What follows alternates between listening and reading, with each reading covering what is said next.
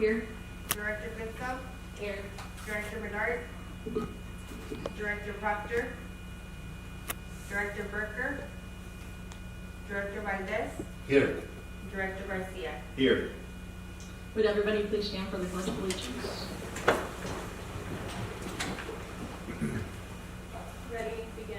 I pledge allegiance to the flag of the United States of America and to the republic for which it stands, one nation, under God, indivisible, with liberty and justice for all.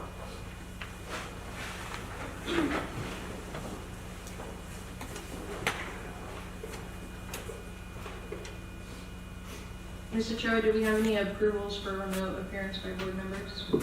I have no approved requests and no, I don't see any board members on the Zoom. Thank you.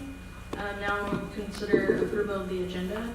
In the case of an emergency, items may be added to the agenda by a majority vote of the board of directors. An emergency is defined as a work stoppage, a crippling disaster, or other activity that severely imperils public health, safety, or both. Items on the agenda may be taken out of sequential order as a priority is determined by the board of directors. The board may take action on any item appearing on the agenda. Do you have a motion to approve the agenda? I make a motion. I have a motion by Garcia and a second by Goodsell. All in favor, say aye. Aye. Any opposed? Any abstentions? Thank you. Motion carries. Now we'll move on to item 6, public comments. At this time, the board will hear comments on any agenda item. If any person wishes to be heard, he or she shall stand, address the president, identify self, and state the subject for the comment. Time limit for each speaker is 3 minutes total, not 3 minutes per item, but rather 3 minutes per speaker for all items on the agenda with respect to the public hearing below. A total of 15 minutes shall be allocated for each item for all members of the public. The board may find it necessary to limit the total time allowable for all public comments on items not appearing on the agenda at any one meeting to 1 hour. Do I have anybody here that would like to make a public comment? Seeing none, we'll now move on to the consent calendar. Any member of the board, staff, or public may request that items for the consent calendar be removed for discussion. Items so removed shall be acted upon separately immediately following approval of the items remaining on the consent calendar. Do I have a motion to approve the consent calendar? So moved. I have a motion by Valdez and a second by Pitzel. All in favor, say aye. Aye. Any opposed? Any abstentions? Motion carries. Now we'll move on to item 8, board member comments. Reports on meeting and events attended by directors and authorization for director attendance at upcoming meetings and events / director comments. Do any of my board of directors have anything they'd like to update? No. Seeing none, I will open the public hearing at 6:08 p.m. for item 9, presentation on draft maps by National Demographics Corporation. Hey, good evening, everyone. This is Mike Hunt. There's a button right behind you. How about that? You can hear me. Teacher voice. Good to see everyone again. We're on the 3rd public hearing, the series of 5. We'll do the 4th and 5th next time we meet on June, at least next time I'm here, on June 15th, June 13th.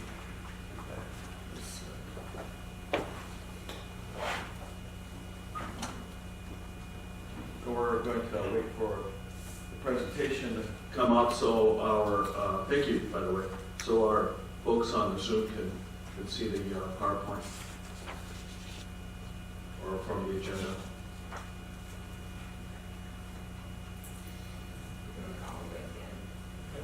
Yeah, keep going.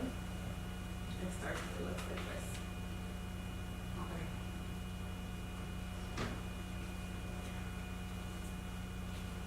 Okay. So this is part of the agenda packet. You go to the next slide, please. This is part of the agenda packet, and I was talking about this is the 3rd of 5 public hearings, so we go to the next one. So again, in review, for those who may not have been here the first 2 public hearings, this process requires that we follow federal laws, that we're trying to create 7 districts or zones of equal population difficult to do on many occasions because we use census blocks to create these zones, and every census block is a different size, shape, and has a different number of folks that live inside of them. And it's all based on, we're using based on the 2020 census. We have to follow the Federal Voting Rights Act and make sure there's no racial gerrymandering. And then when we ship to California, the criteria that we must use in prioritized order, our zones must be geographically contiguous. We want to minimize divisions of neighborhoods and communities of interest. I think you'll see we did a pretty good job there. Same with minimizing divisions of cities and census designated places. Same applies there. I think we did a pretty good job there. Hopefully you'll concur. And we'll want easily identifiable boundaries, and we'll want our districts or zones to be compact. We also have the California prohibition and AB 918 language there as well. We go to the next slide. So we have 3 draft plans for you: green, purple, and tan. And I'm going to try to go in order, alphabetical order on these, and give a brief description of each draft plan, so you'll have a good understanding as you make a decision after tonight's public hearing. So we go to the next slide, please. So the green map is based on a director's request to look at keeping the West County out of basically Imperial and other big cities. So that's what you get in Zone 1.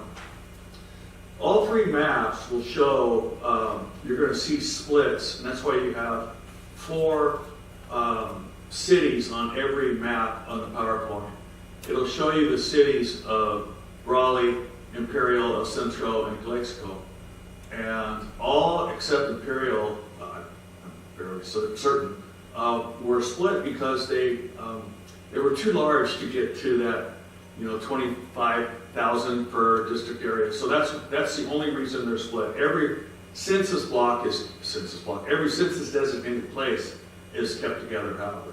So you're going to see that on every draft that's come before you. And this one, Fort Yuma Reservation is in Zone 7. So we go to the next one, please. I think this is purple. Now, we're trying to replicate the pre-Imperial Valley Healthcare District, the 3 districts. And so in Zone 1 is entirely in Old Pioneers Memorial, including much of Calexico. Okay. If you were to look at for example, before I keep going, if you look at the Heffernan and Pioneers healthcare districts, you're not going to see exactly the same boundaries as you would on these representations. The census blocks, whether they were created, whenever they were created, did not reflect the census blocks for the 2020 census. So there's not straight lines like you will see what the healthcare districts look like in the past. So Zone 7 is entirely in the old Heffernan Memorial District, including Northwest Raleigh. Zone 2 has the rest of Pioneers Memorial, including the southern and northeastern Raleigh, and the southwest region of the county. And then Zone 3 has all of Imperial, as I mentioned. Zone 4 entirely in El Centro on the west side of the city. Zone 5 is eastern El Centro plus Heber. And Zone 6 has the rest of Heffernan Memorial, including much of Calexico, along the eastern edge of the county. Here I'm talking about this, and I'm going really quickly. They're also on the website for folks at home, or folks here. There's what's called an interactive review tool, so you can actually drill in to see the differences between the 3 drafts. Folks could, drill down to their census block via their address, etc. So that's available. We'll go to the next map, please. This is the TAN map. Tried to make it easy. TAN, trustees. So I tried to create a map that replicated the Imperial Valley Community College District trustee areas. Because the northwest corner is not part of the Imperial Valley Community College District, it's not going to be precisely, because here's where the population balance requirement makes that little bit change. But it attempts to replicate, and it does a pretty good job of most of that with the TAN map. We go to the next slide, please. So, if you share your thoughts, here's how you get a hold of folks at the Imperial Valley Healthcare District, and be happy to answer any questions you might have at this point before you open up for public hearing.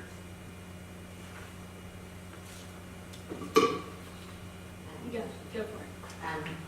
Being the representative from Holtville, and the fact that our name was left off of your list because you have the 4 large cities, and looking at all the maps, it seems like we got kind of dissected pretty well. I mean, for like bits of us, I mean, I don't really like any of the maps for us because we're missing like our country club block, and then if we head south on some of them on the Orchard Road and SR7, we're missing our Numero Road people that are out like in the county of Holtville. So Here, I can flip over to you. I don't know. I just- Yeah, Holtville, you know, we used as far as the boundaries of Holtville itself, it was kept together. So are you talking about those that were beyond the boundaries of Holtville itself, the actual Well, boundaries? if you're talking about the city of Holtville versus, say, the Holtville Unified School District, Mhm. we would consider Holtville as far as all of us, where even though it's not the incorporated city of Holtville, we're still Holtville, and we're still voters that vote as Holtville, even though we're in the Right. county, if that makes sense. It makes a lot of sense, yeah. Um, But under the law, we have to use the jurisdiction of either the city or census designated place. But that, if there's a desire to create a draft that would include, say, Holtville Unified, we can accomplish that. Again, it gets back to population balance, but that shouldn't be that difficult. Then that just kind of keeps us together Sure. better. I understand your comments, but I think if we start doing that, we're gonna send us down a rabbit hole. Because if you look, like, all the cities are pretty much kind of diced up within it, and if we make another map favoring to one city, I think then we're gonna have to do that for all the cities, and I don't think that's probably Well, realistic. I'm not sure I'm asking to favor Holtville in the sense that if the population split is such, you know, we run the risk of, say, where our parts are lumped into Calexico, getting covered by Calexico, or where we're lumped in up here with some of Brawley getting covered. You know, it's like, I just want to make sure population-wise and voter-wise, the people of Holtville aren't getting overshadowed because we're getting dumped into these other places where we may or may not be able to get a representative on this board, if that makes sense. It does make sense. I think we have the interactive review map. in, Yeah, I'm um, looking at it, Is this where we give input on individual maps themselves? yeah. Yes. Because I think out of all 3, purple would probably be our best. If I could give mine. Sorry, go ahead. So I had some, kind of ran some pros and cons on the different maps.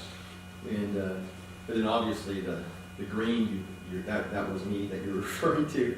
But let me start with, on the purple, potential results, right? I'm just looking at this strategically and making sure each area has a representative for that particular area that represents that community.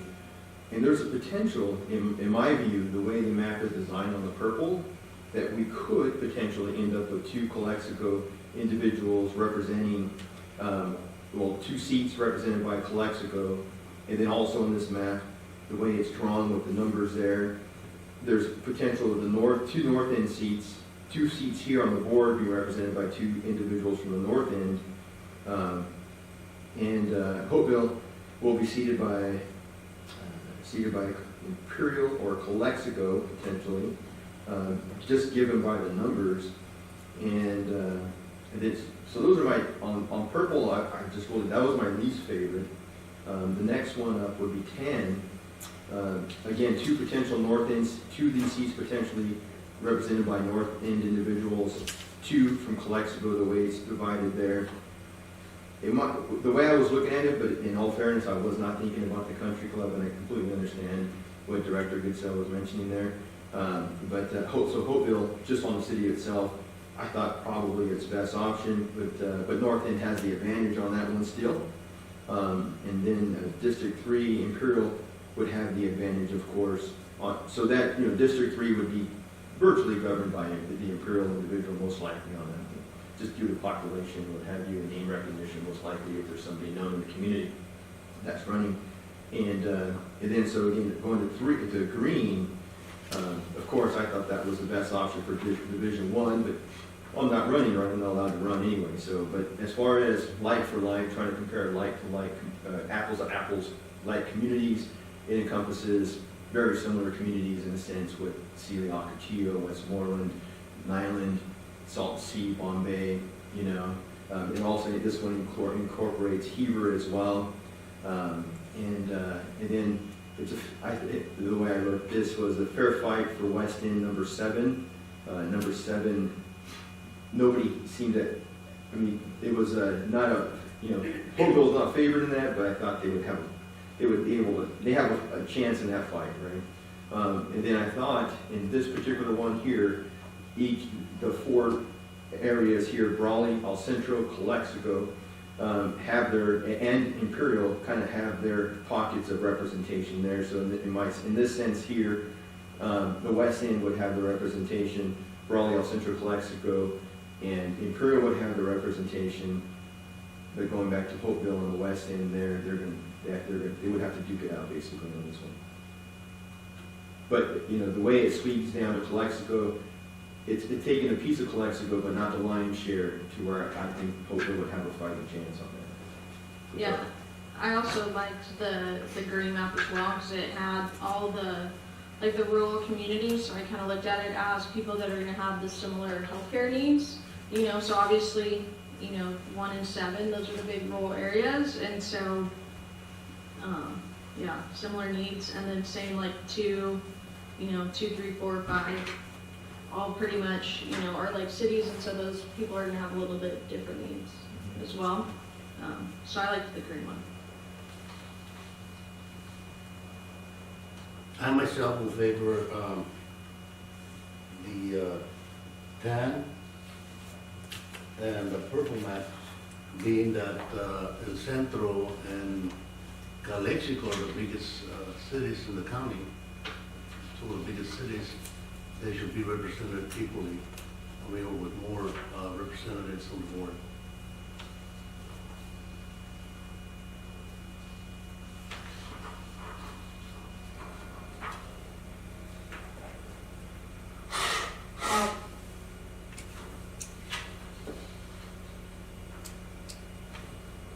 Do you have any other questions? I have a little bit of just guidance for the board. So we still have to open the hearing up to the public, and then once we go into our next item, the goal of today, I think I can see 2 goals. So one outcome, sorry, I'm pulling up my agenda, would be to see if we could get consensus today among the board on one of these 3 maps. If we cannot, then see if we want to give direction to Mr. Tilton to create a different map. But if we do that, we would have to have a special meeting between now and the June meeting to publish the map 7 days in advance, and then, at the special meeting between now and the June meeting, then we have to hope that the board gets consensus on selecting a map, because we have to adopt a map, the resolution that establishes the electoral districts before July 1. So with respect to timing, that's sort of where we're at. We're doing the 2 public hearings, which are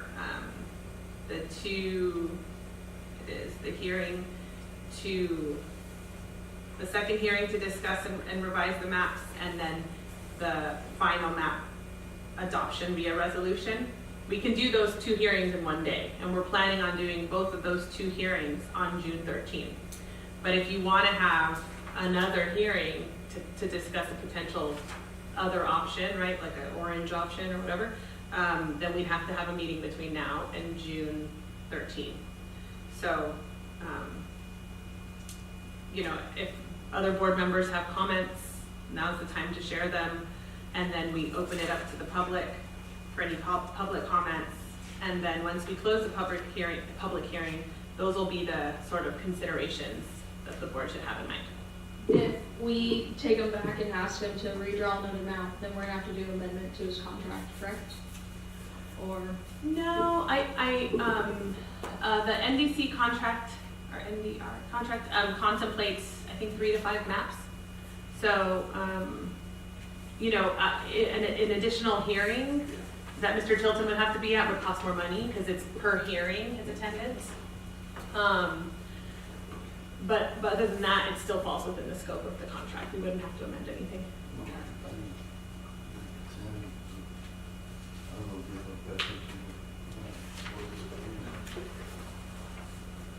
okay, with that, do you have any more comments or questions from my directors? If not, I'm gonna open the public hearing at 6:26, and do we have any members of the public? Please, step to the podium.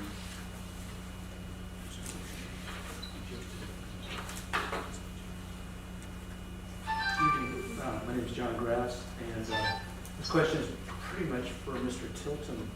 And looking at the data on the maps, it looks like 2 out of the 3 maps include 2010 census data rather than 2020.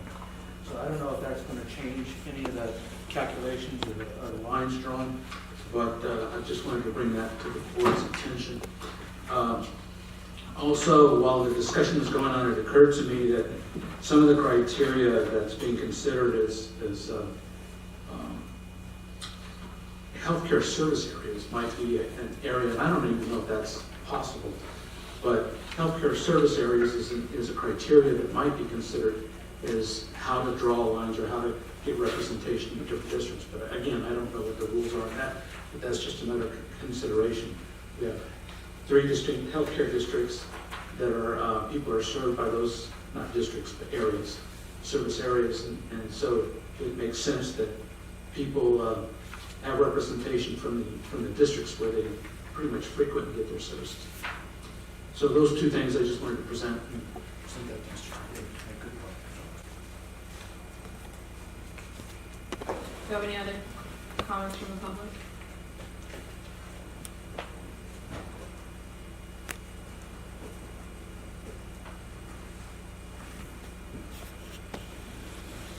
Good evening, board members.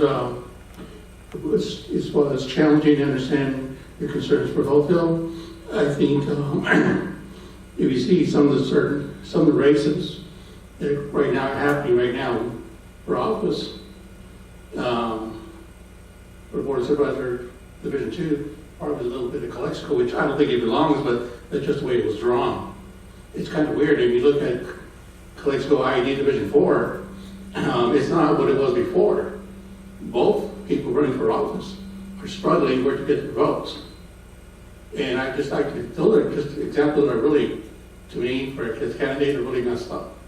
I just want it done in the best interest for all individuals of the valley, and not so much for favoritism, even though we kind of know where the population centers are.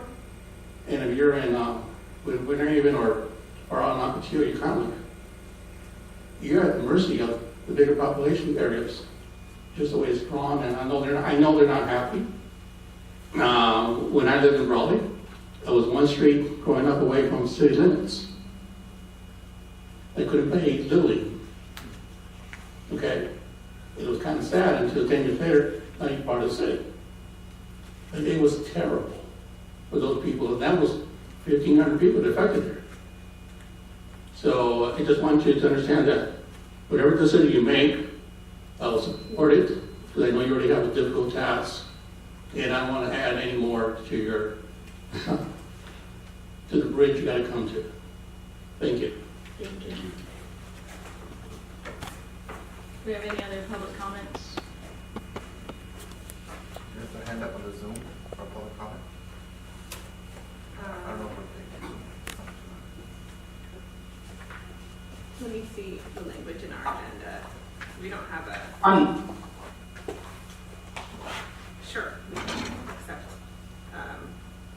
public comment from members of the public. Please just state your name and where you're from, and we'll accept public comments on the maps.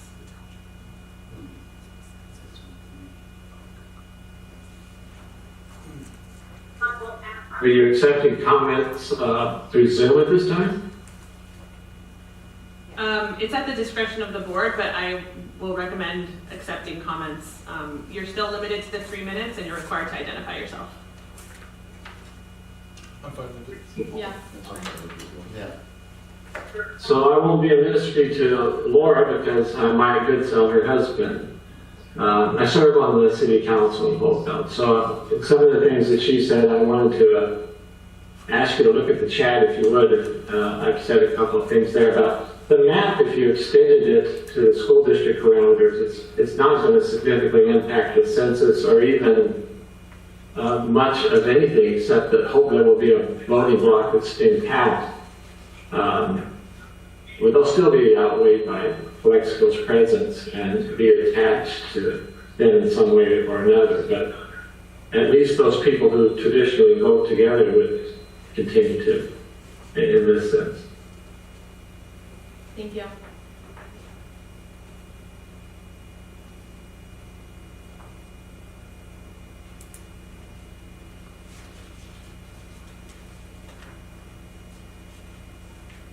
Do we have any other public comments?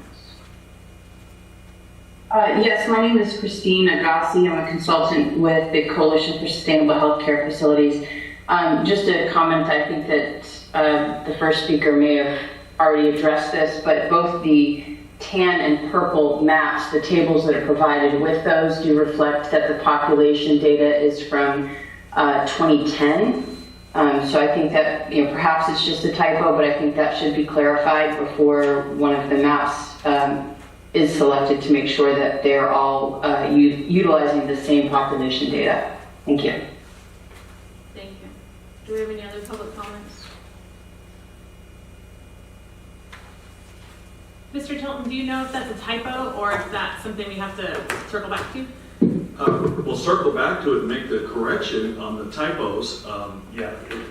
One way to verify, we look at, and first of all, with apologies, and it really just impacts the table.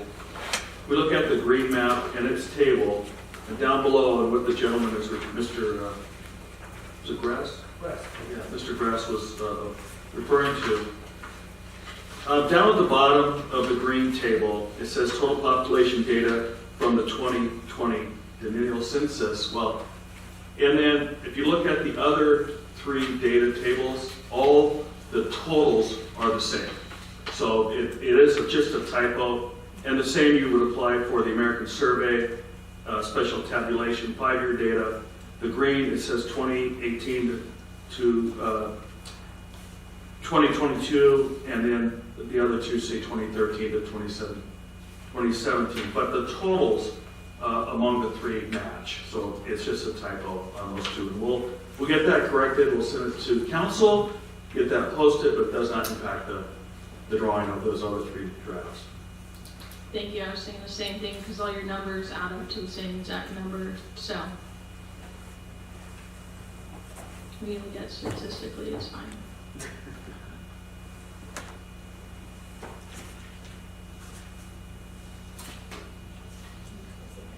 Then I'll close this public hearing at 6:34. Do you have any motions or recommendations from the council? Board?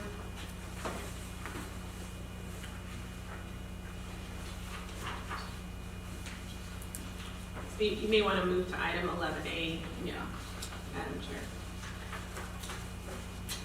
So with that, we'll move it to item 11A, review 3 draft electoral maps, discuss and select 1 map for final consideration and adoption at the next public hearing, scheduled to take place on June 13th, 2024. Do you have a motion or? Well, at this stage, I would make a motion for map green if we're not going to do any revisions. Do you have a second?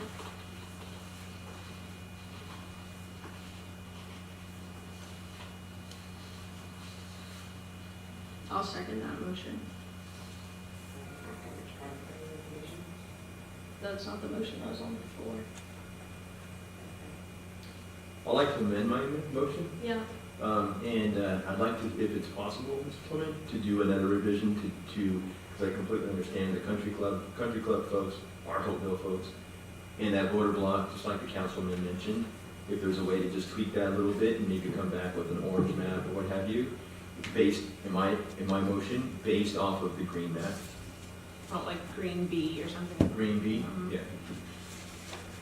Yeah, I mean, yeah, we can do that, no, keeping in mind that we're gonna have to have another public hearing, and that's gonna cost staff time, and then we're gonna have to pay for him to come down again, and so we already, have, yeah. Yeah, that, it could be done.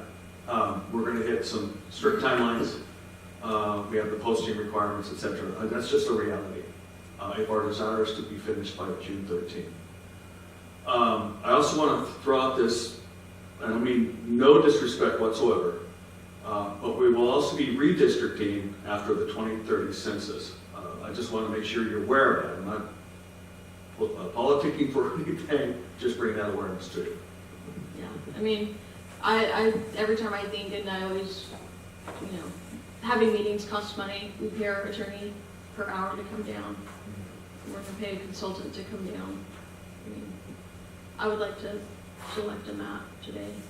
Well, this is the first chance we had to look at the maps to make any comment. And this is the one thing that I think we need to do and get it done right instead of rushing it through. Yeah, I mean, I understand your concerns. I just don't. If we start going, oh, you cut Hopeville, which is a population of 5,000. When we start going, we cut Imperial, because Imperial's cut as well. All these other places are cut. We could spend forever on these maps. I can suggest something. So, and Mr. Tilton, please correct me if you think I'm wrong, but if we directed you to do a green B and then posted that map, 7 days plus from June 13, could we adopt it in hearing 4 and 5? Yeah, as long as we have it posted by June 6th, whatever time that June 13th meeting is, so it's a 4 o'clock start. Right. And we have it posted to the website. Just because, so it's unusual to direct council to bring back a resolution identifying a map you've never seen before. But if you wanted to take a chance that map green B is the one you're gonna like the most, blind, then we can skip the special meeting between now and June, come back with the green B on June 13, and make sure it's published 7 days plus before June 13. And then you would be in the situation where you would be pretty compelled to adopt it at that meeting, or you could try to, if something happened dramatic, you could have a special meeting between June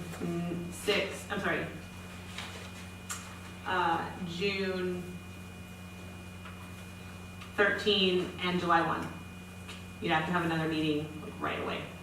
It's really pushing it, but that is an option if you want to consider it. Normally, you would give direction, bring back another map, have another meeting, talk about it, and say, yes, this is the map we have, this is the map we want. Then we discuss sequencing, and then we come back to the next meeting and say, this is the map, and adopt the resolution that's ready to go with all the numbers, with all everything. We can try to. My thoughts on that is, well, question also for Tillman is, and so if we're just talking about the country club and not broadening, I know, the surrounding area so much, but if we're able to capture the country club, knowing more or less what the population is there, we can kind of understand what the numbers are, how the numbers are going to fall in line anyway tonight, and knowing that that's not going to tip one way or the other, and if it doesn't have a significant effect, then I think we could make a decision on that. Yeah, it's going to impact however many you add to that particular area you're going to take from a neighboring district, likely. So it's not just likely a El pure, Centro. it's not just a pure adding then. No. It's going to, Because we got that 10% Right. maximum variance we can have. So we're gonna have to take that, 1,000 or however many it is from someplace else, Calexico. Likely, I'm just thinking where it is geographically. I'd say it's probably less than 500 people. Yeah. So,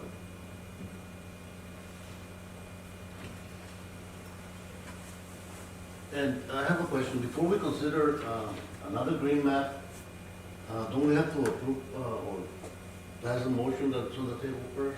He amended his motion, so if someone else wants to make a motion on a map, one of the maps that's ready for today, you can.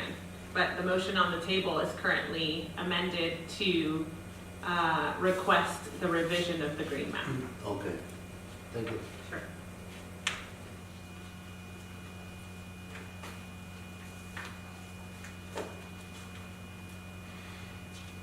So you could pull, yeah, so you would have to see if there's a second to the motion or not.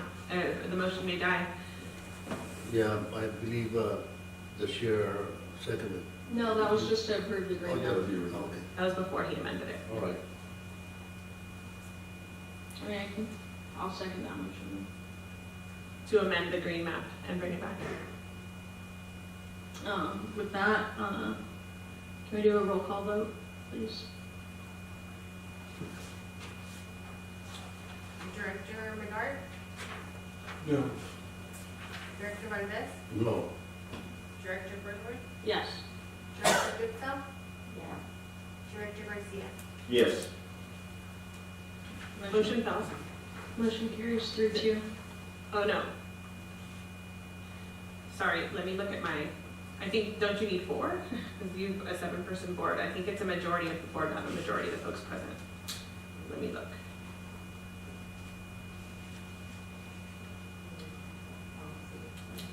Yeah, we have to look at our, sorry, I'm pulling up our bylaws.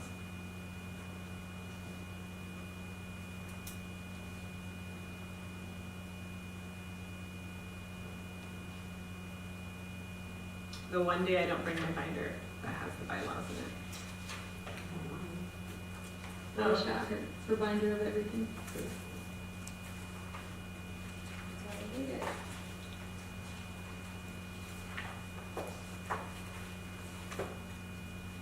Hold on just one second. I told you, it's her binder of everything. She's had it all. Very organized.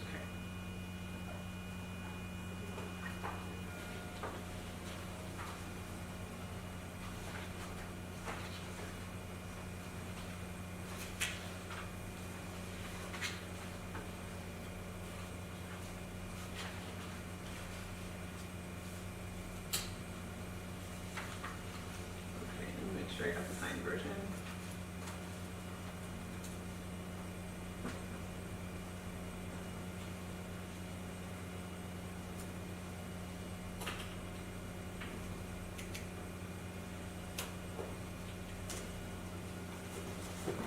But under section 11, it says the number of votes Yep. required for board of directors action. Right, in order for the board of directors to take action, a majority of the directors entitled to vote on the matter who have not abstained must vote in favor of the motion, proposal, or resolution. So a majority of the directors entitled to vote on the matter means the number of the directors present. You're right, it passes.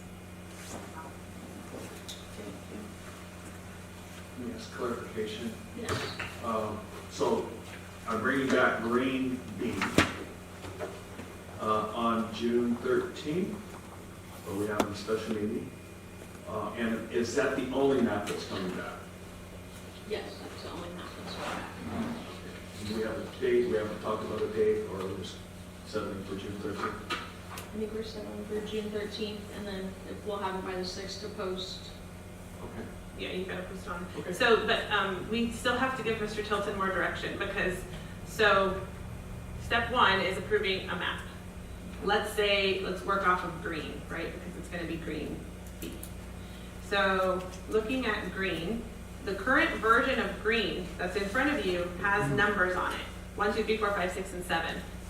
You don't need, pink doesn't have to be 1, right? Pink could be 4, blue could be 1, Yeah. etc. So we have to have a discussion about sequencing. So here's the 4 big decisions. 1, what map do you like? We've chosen Green B. 2, which seats are going to be up for election first and how many? The draft resolution, which is attached to the agenda packet, suggests 3 seats up this fall and then 4 seats up in 2026. And that will accomplish the AB 918 goal.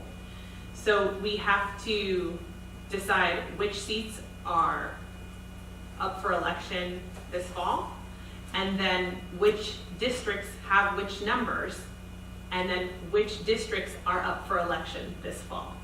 I thought they weren't up for election until the 2026 and then 2028 and maybe 28. They're up whenever we would like them to be up. You have to have an entirely elected board by 2028. So I think since it would be kind of not in the best interest of creating the district to put in 3 new board members right now. Like, because you would think these people are pulling papers in September, then you have election while we're trying to literally negotiate a hospital and, you know, do everything we're doing. So I would suggest that we have it for 2026 and then 2028. I'll make a motion for that. Okay. With, So do you, with 3 seats up first and Right. then 4. so 3 second. seats up in 2026, 4 seats up in 2028. And then here's my next question is, so do all of us on this board fall into one of those slots that are district boundaries? And so who of the 7, since I'm gonna guess that we don't all fall into them? Like who? So we're not represents what supposed to, yeah, that's why I'm asking, like, we're not supposed to who, but then like who? so here's how I propose to do it. Okay. There is Health and Safety Code, part of AB 2449. 32499.6 says, oh, and I'll put it up on the screen so that you guys can see if you'd like. So here's the language of AB 2449. And it's got the initial board of directors and the appointments, right? So it's Pioneers, Heffernan, El Centro, etc. My recommendation, and this is absolutely at your discretion, you can say, no, I will not be offended, I have no dog in this fight. But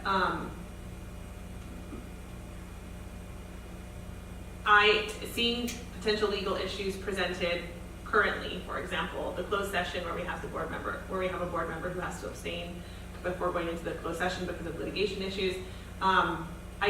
Because Pioneers and Heffernan are going to be dissolved this year, I do think that it makes sense for the 3 seats to be up first, to be A, B, and C, which is the director appointed from Pioneers, the director appointed from Heffernan, and the director appointed from City of El Centro. And that is because the hope of AB 918 is that those 3 seats, that those 3 entities become IVHD. If that is something that makes sense to this board, then I think you should designate the districts that are up for election in 2026 to be Raleigh, Calexico, like, you know what I mean? You have to choose in the map saying, okay, we're gonna do in 2026, districts 1, 2, 3, in 2028, districts 4, 5, 6, 7. Or you could do 2, 4, 6, and 1, 3, 5, 7, whatever you wanna choose. But you have to choose 3 and 3, and the 3 that go out should be the 3 that come in. Does that make sense? Yeah. So whatever you decide to pick, I think it should be, instead of picking a person or, you pick seats, right? It's either A through G, Holtville, Imperial, Tribe, County, El Centro, Heffernan, Pioneers. We have to designate which seats are staggering off of the initial board and then decide which districts, like identify them on the maps and then decide that those are coming on. And that's what seems to make the most sense is whoever is coming off, try to identify the district. For example, if it was, a person from Heffernan, then make sure that Calexico is one of the seats that's up at the next election. Looking at the green map, the way I'm reading it, Uh-huh. it looks like those three have their own pockets. Calexico, El Centro, and Brawley. And so that's the way I'm interpreting the map, unless my lines are off a little bit. But so I think adopting the version of the green map would secure that option that you just mentioned there. So is that a motion? That's my motion. Okay, so hold on. The motion is, the first The motion is gonna be a is, packaged motion. So the first one is for 3 seats to be up in 2026, 4 seats to be up in 2028. Of the 3 seats that are up in 2026, is your motion to have the 3 seats that are up represent A, B, and C from 32449.6 A1, which is Pioneers, Heffernan, and City of El Centro appointees. yes, but do I need to identify the actual numbers here on the map? So yes, that's the next part. The first part is who's going out, the next part is who's coming in. And so the first part is identifying the appointees that are up for, That's 2 separate motions. you could do 2 separate motions. You could do it all at once, but you could do it 2 separate motions. Or should we do it in 3 separate motions? Yeah, you could do it in 3 separate motions. Let's do it in 3. So the first one that I heard was 3 seats up in 2026, 4 seats up in 2028. Who made that I motion? made that motion. Okay, Director Garcia. Second motion. All in favor for the motion on the floor? Aye. Any opposed? Any abstentions? Motion carries. Okay, the next question is which seats are up in 2026? That will just naturally cycle to the 4 seats in 2028, so we don't have to talk about that. So which appointees from Health and Safety Code, and I'm gonna throw it up on the screen, which appointees from Health and Safety Code 32499.6A1 are the 3 seats that will be up in 2026? So I'll make the motion that the 3 seats to be up for election are seats A, B, and C as listed on Health and Safety Code number 32499.6. I'll second. All in favor for the motion on the floor, say aye. Aye. Aye. Any opposed? Any abstentions? Motion carries unanimously. And then Okay, the next question with respect to staggering is which districts on map green B, which will eventually be B, have which numbers? So I'm gonna throw up onto the share screen. Map green. So here's map green. If we want to renumber, we have to give Mr. Tilton that direction today. Okay. So District 2 is, do you want to do 1, 2, 3? Well, as it stands, I would, according to the numbers on the map, it looks like El Centro has number 2 has the Calexico pocket. Number 3 has the El Centro pocket predominantly. And then number 4 has the Brawley pocket predominantly. So do you want to just, for the way my brain works, should we just switch 1 and 4 on the map, the numbers? Yep. So that 1, 2, and 3 are up in 26, and then 4, 5, 6, 7 are up in 28. And that way we're not saying 1, 2, 3, and 4, and it's a little confusing. Yeah. Just for my simple In brain. addition to that, I'd like to make an amendment then, or do I make an amendment, or? No, so, let's have if you want, your motion be to switch the numbering on the green map to swap 4 and 1, and then move to have districts 1, 2, and 3, once swapped, up for election in 2026. I make a motion to swap the numbers of the districts between 1 and 4.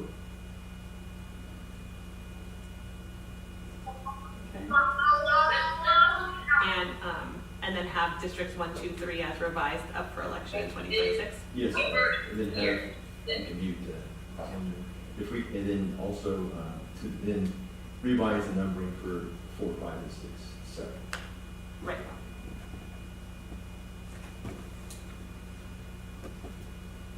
Does that make sense to everyone on the board, or does anyone want an explanation of the motion? No. I understand the motion, but I believe that it should be, that the motion should say that the revised would be 1, 2, and 3 on the next election, right? Correct. 1, 2, and 3 as revised. That would be the next motion, or? You can do it all together. Okay. Yeah, I was waiting for the next motion to do that. Okay, so the districts that are up in 2026 will be ABC and 1, 2, 3. And then the actual districts on green are going to be current 2, current 3, and current 4 will be switched with the numbering with 1. 1 and 4 will just swap. Mr. Tilton, does that make sense to you? Happy both. Great.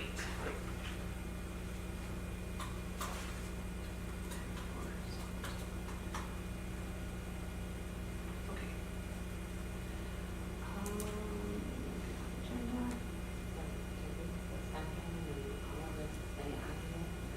Agenda. No. So I made the motion. I'll second the motion. Okay. I have a motion by Garcia and a second by Metter. All in favor, say aye. Aye. Any opposed? Any abstentions? Motion carries. Great. So now we're done with the maps. So we're done with 11A, and we will bring back map green B on June 13th with a resolution that is substantially similar to the resolution attached to this agenda, except those yellow highlights will be filled in. And the only thing left to do, which is required by the elections code, is to direct me or post the minority group analysis as required under elections code section 21130B. That is the second page of the maps. So we will, I recommend you make a motion to direct us to do that so that we can make sure and do that when we post map green B 7 days prior to the next hearing. I had a question about the memorandum. Is this based on law, or is this something that we can potentially modify? The memo is something I drafted for background and information purposes. What part do you want to modify? The one thing I just had a question about was section 2, but it's the resolution number. Oh, Is resolution. this the right time to talk about this? Yes, absolutely, absolutely. Yeah, section 2, where it says the person running for the district has to be a resident there for the past 30 days. Is there any potential to extend that to maybe a resident for the past year? I think the idea is if you're running for that district, it's because they're connected to that district. If you just got there 30 days ago to potentially run for the seat, how connected are you really to it? So that happens all the time. Yeah. I mean, that scenario, it just happened in San Diego with one of the city attorney races, is someone bought an apartment in one of the cities to be able to run for city attorney in that section. And the attack is political. So the way to deal with that is by blasting that person in the media and saying, you just moved here. But it would be inconsistent with the law because you have to also picture a person who in good faith just moved to town 90 days ago or whatever and is really interested in civic service, and you can't put more stringent rules on the statutory provisions than the legislature has. So you're not the first person to ask that question, but the answer is no, you have to stick with the statutory code. Okay, thank you. So do I have a motion? Oh, right, so the motion would be on the minority group analysis. So I'll make the motion that we direct our legal counsel here to conduct and post the minority group analysis as required under the elections code section 21130 subsection B. Second.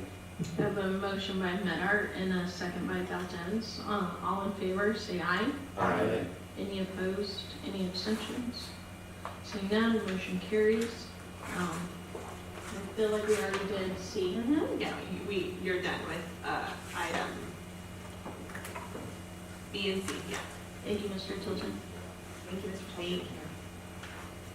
Now we'll move on to item 11D, discussion and possible action regarding PMHD, El Centro, and Heffernan funding requests. Thank you, Madam Chair, I'll take that one. So on, within a lot, I don't have the exact date up, but I'm gonna find it right now. Pursuant to the board's direction at the last board meeting, we circulated a letter to Heffernan, PMH, and the City of El Centro requesting funding. And we have gotten a response from Heffernan, which is they've granted our request, approved our request. I have not heard back. I got acknowledgments from the CEO of ECRMC, and I've gotten, the CEO of Pioneers, and from the City of El Centro that they received our requests, and the City of El Centro has said they're considering it, and it may come from ECRMC or it may come from El Centro. We'll see. It's not something that was like shot down. And Pioneers has acknowledged receipt of the funding request, but I have not heard anything from them about approving it. But that was sent. So in light of the fact that we have some discretionary funding coming in from Heffernan, we are at the point where this board, you may recall at the last board meeting, we had your AB 123 for expense reimbursement policy, or for example, mileage to cover this long travel to the meeting, and a modest board stipend, which is provided by statute, which is $100 a meeting. It is not generous. And those are funds that would come from the discretionary funding that was recently approved. Do you want me to bring that resolution back to the next board meeting for consideration? And in my opinion, I think we should wait for a response from El Centro PMH? and PMH before we approve that.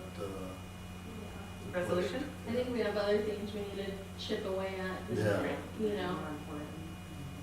No problem. I'm just bringing it up because if I don't, who will? Yeah. It will seem tacky if one of you bring it up, so it is my job to do that. No problem. And I will continue to keep you posted. Is there anything you'd like me to do with respect to follow-up on the funding request? Besides just follow-up. I'll follow up between now and the next board meeting, but, Yeah. okay. Great. So that's item 11D. If you can let them know that Heffernan did contribute. Yeah. I definitely will. Perfect. So, no motion needs to be made on that, correct? Correct. All right, and then we'll go to item E, discussion and board direction relating to AB 918 mergers, acquisitions, and negotiations. So I'm going to combine this, if you don't mind, with item 12, because this is our general status update regarding the AB 918 negotiations. Here's my checklist of items. So at this point, here's where we are with respect to AB 918's. We can't see your screen, you can, sorry about that. Oh yeah, that's okay. Oh, I'm not share screen anything. Oh, okay. I'm just talking. I'm looking at my notes. So all the parties, ECRMC, El Centro, Pioneers, and Heffernan, have at this point received from our office due diligence request lists and have confirmed receipt. ECRMC and UCSD have told us they are close to a draft term sheet for hospital management that we're waiting to see. We have determined the best structure for the transaction, the potential transaction between ECRMC and El Centro. This is more mechanical than commercial, so this is more, what is the paperwork we need to potentially transfer hospital to IVHD? That's contained partially in a term sheet that we've delivered to ECRMC and El Centro today. So we delivered, we have our NDA, we've been having plenty of discussions, ideas. We were seeking an LOI, and there was some delay on receiving an LOI, and so we decided to send one ourselves with terms that we feel follow AB 918, pretty big picture. It doesn't bind this board to anything, it's just to get the ball rolling. So it was received, and hopefully, we can spend some time between now and the next board meeting, having some meetings with ECRMC and El Centro to discuss potential transfer of the hospital. We have a data room ready to go, and all parties have access to it. So the data room is a virtual cloud that everyone can start sending the diligence items to. So what diligence items is stuff like your books, your assets, your liabilities, retirement accounts, how much do you owe people, all of those things that will eventually be transferred over to IVHD and then become IVHD's responsibility. We're trying to get hold of what is all that stuff that we're going to need to transfer over. So folks have access to the data room and are going to upload materials to that. There are the only gating issues we have. Gating issues is like, there's a gate, like we can't make meaningful movement without someone else doing something. So it's like the ball is in their court. Is really just the due diligence items from each of the members. Approval from the City of El Centro and ECRMC of our proposed LOI.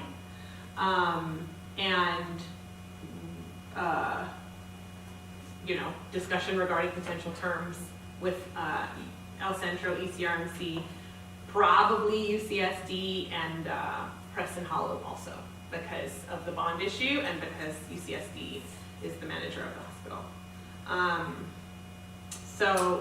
Again, we haven't heard anything, and Director Worker isn't here, from Pioneers with respect to the NDA. So they are the only party we don't have an NDA with.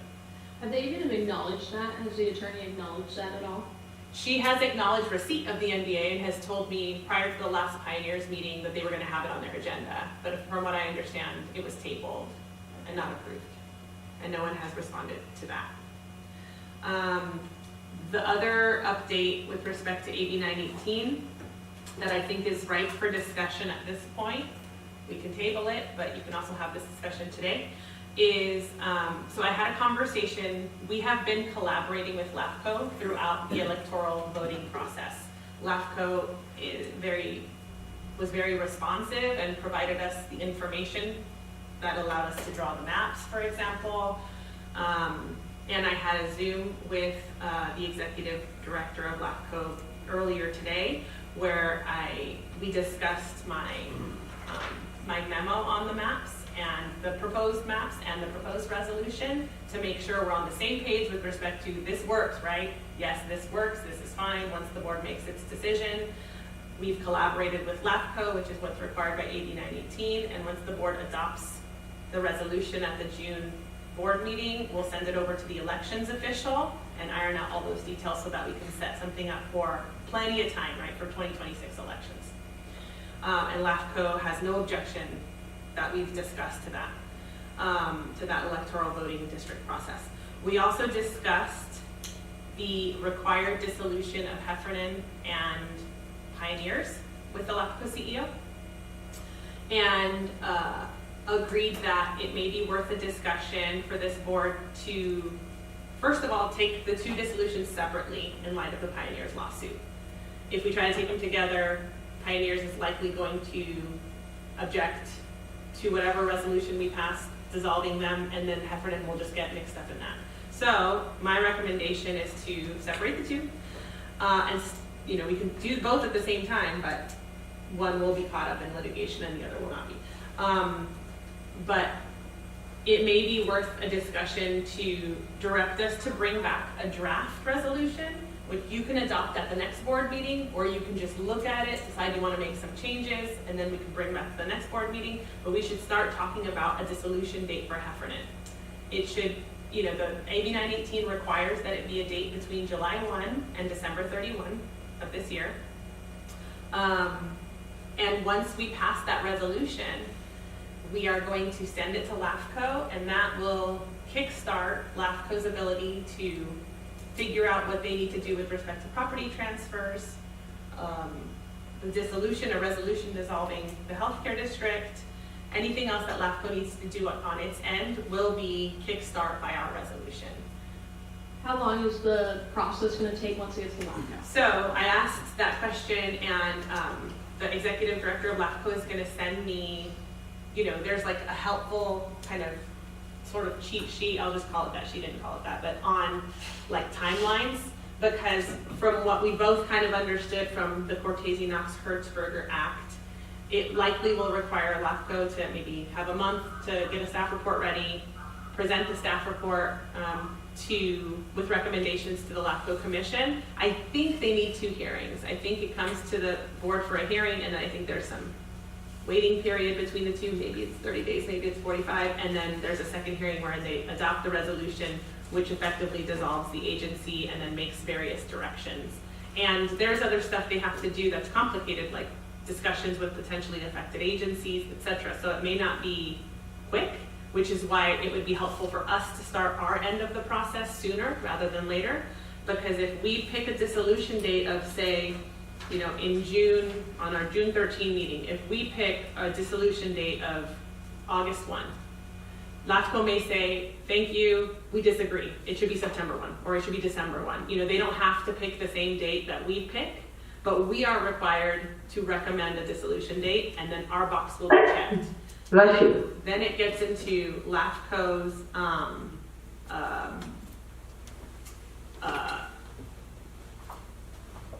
So would it be, house or whatever seat. Yeah, The would ball is in LAFCO's court after that. so even then, like, so say we gave like a December 31 dissolution date for pioneers, right? Right. They could make it earlier, correct? Yes, absolutely. Yeah, they could So- make it earlier. They could accept our recommendation or not. Yeah. The only obligation on LAFCO under 8918 is to dissolve the 2 healthcare districts prior to January 1 of 2025. So there's a specific provision at 8918 that says they can go rogue and not accept our dissolution date. But it's our obligation to recommend one.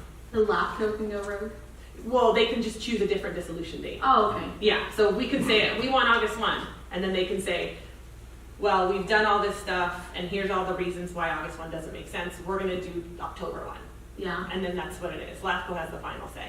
okay. We're just making a recommendation. Yeah, we have to recommend, say the exact, a date, the initial board of directors shall recommend to Imperial County LAFCO a date for the dissolution of Pioneers and Heffernan. The dissolution date shall be between July 1 of 2024 and January 1 of 2025. And we can recommend a different dissolution date for Heffernan and Pioneers. It doesn't have to be the same one. And then LAFCO can accept that or not. I'm just gonna guess that the dissolution of Heffernan might be a little bit easier than the dissolution. Right, and at least it's baby Pioneers. steps so that we can start meeting our obligations under, or continue to meet our obligations under AB 918. My guess is, I recommend doing both. I recommend doing Pioneers and Heffernan. Yeah, But we have to come in with the expectation that the Pioneers resolution will probably be objected to by Pioneers. They'll probably say that, you know, we can't act on, or LAFCO can't act on it until the lawsuit is resolved. I don't know. We'll see. But I do think it's probably worthwhile to start having that discussion and to start drafting those resolutions so that we can at least check our box and meet this board's obligation to recommend a dissolution date so that LAFCO can start doing their part of the gig too.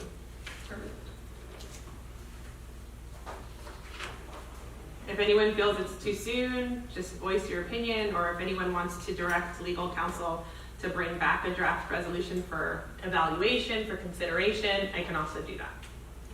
I'd like to make a motion to direct council to bring a resolution to the board. I had a quick question. I'll let that motion go. And it would be for the dissolution of both, right? Right. For, For the resolution of both, Heffernan and Pioneer. I'll second the motion.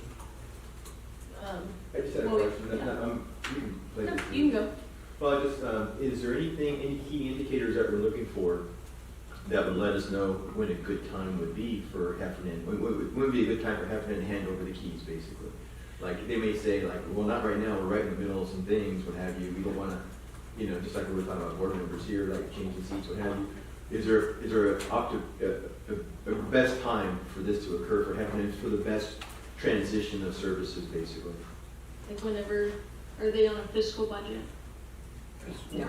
The fiscal year calendar. I'll allow, Sylvia Brunel. okay, sorry. We are in the middle of finishing the project with the Emerging Care Center. It's going to be the biggest one in the Imperial Valley. And the date to finish that, Virgen, is Probably gonna be no later than August 1. no later than August. And we still have some things that we need to finish before you decide to dissolve this. I mean, we're fully 100% with you, you know, we're willing to do whatever we have to do so that you can take over. But we need time. And this is very important to us because as a board member that has been there for over 20 years and everybody else, this is our last finale.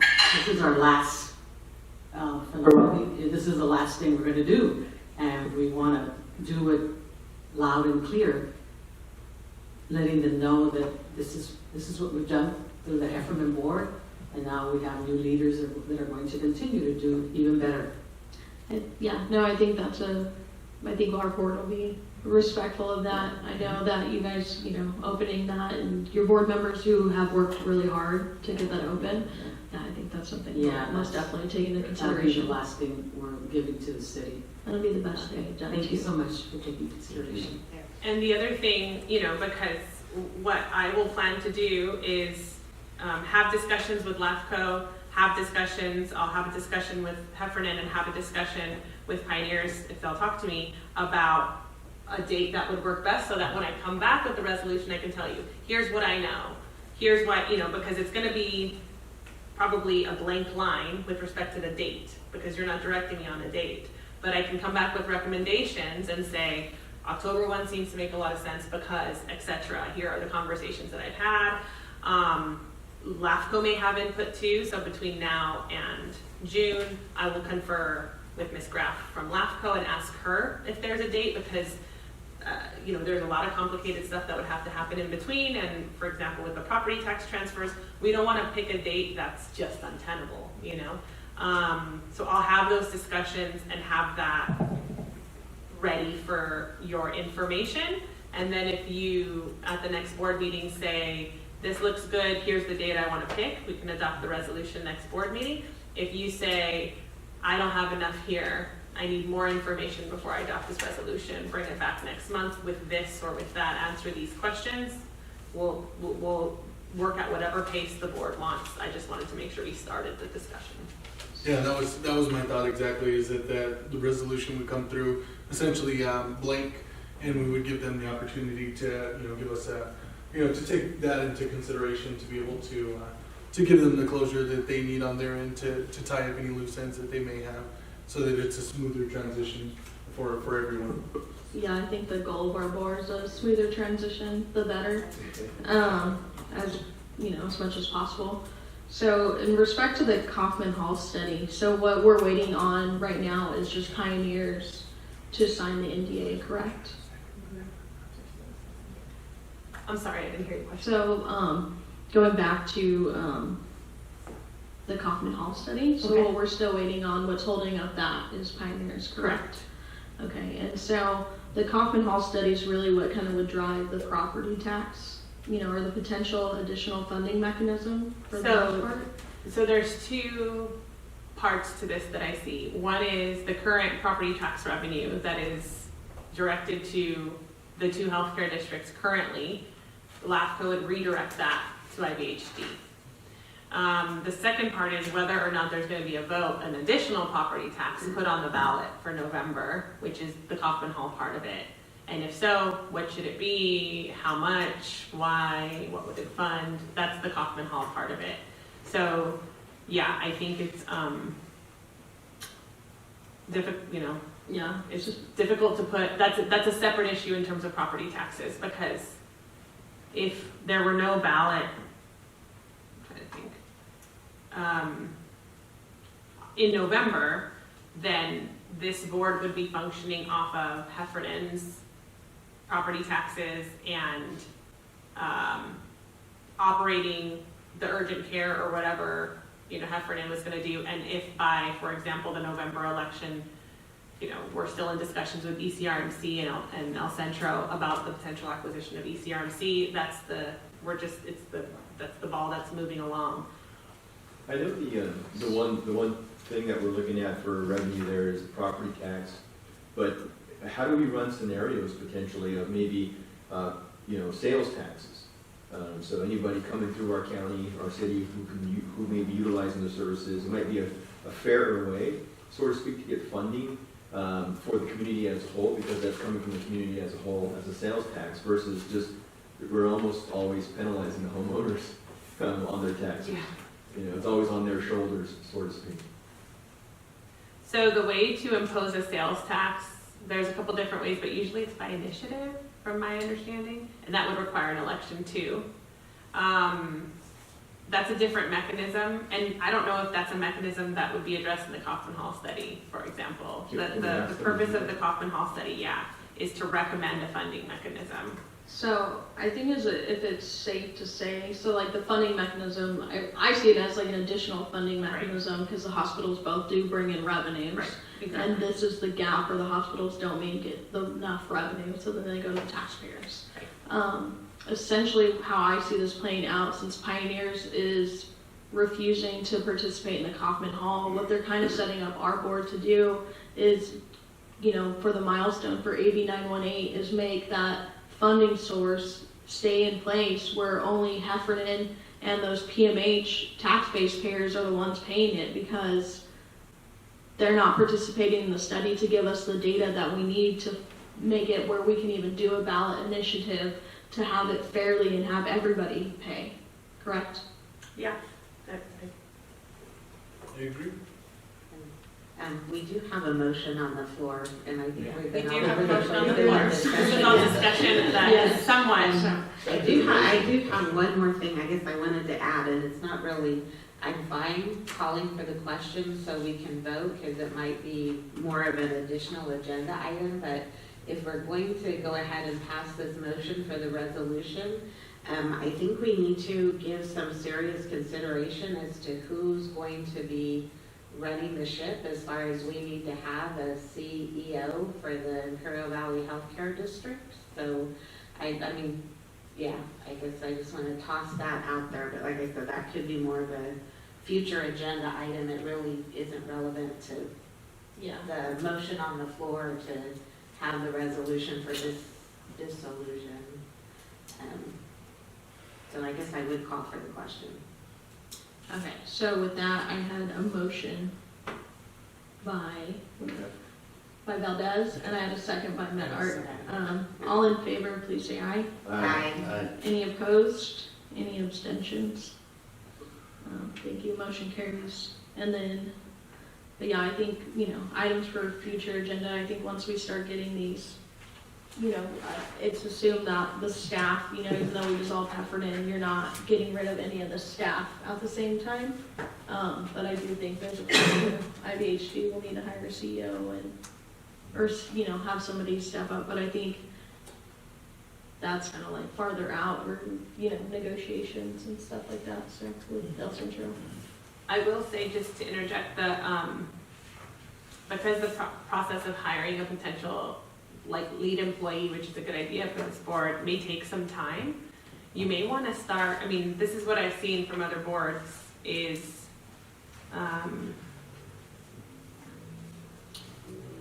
there's a number of options, but you could, some folks conduct recruitment, right? They hire a recruiter and then they conduct a statewide search for the best talent, etc.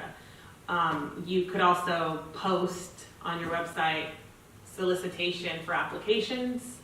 That's the most opposite end of the spectrum, right? Like, you're just posting a solicitation for interested applicants and collecting resumes, gathering names, because when you're at the point where you want to select a potential, it doesn't even have to be a CEO, it could just be your first administrative employee, which you will need after, especially after Heffernan is dissolved.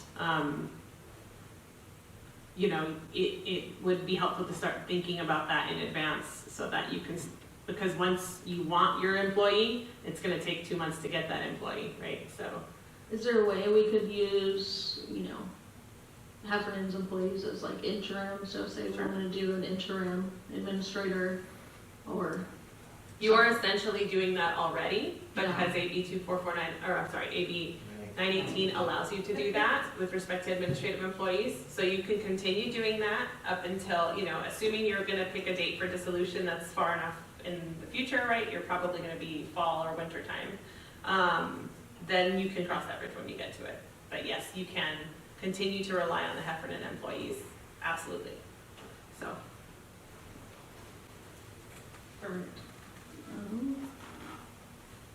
With that, do you have a motion to move to closed session? I make a motion to move to closed session. Second. I have a motion by Garcia and a second by Valdez. All in favor, say aye. Aye. You wanna stay in here, or do you wanna go to the other room? Oh,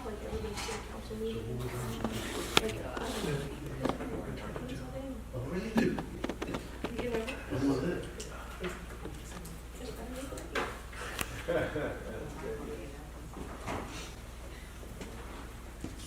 And with that, we'll reconvene to open session. Do we have any actions that we would like to add to the next future agenda? And if we have none today, I would suggest emailing. If you don't have any today and you have one before the next board meeting. I think we do have one, if we could have another financial report. Yeah. Okay. Any others? Right, and with that, I will adjourn this meeting at 8. Correct, there's no reportable action from closed session, thank you. At 8:16 p.m. I'll adjourn this meeting.